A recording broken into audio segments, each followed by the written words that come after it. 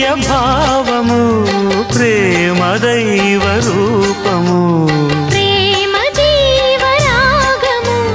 ప్రేమ జ్ఞాన యోగము మనసున పారే సెలయేరు ప్రేమ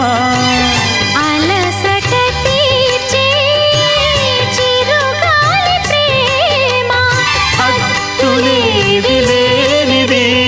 అందమైన ప్రేమ ఇవ్వు ఇవ్వు ఒక ముద్దు ఇవ్వలేంది అడగవద్దు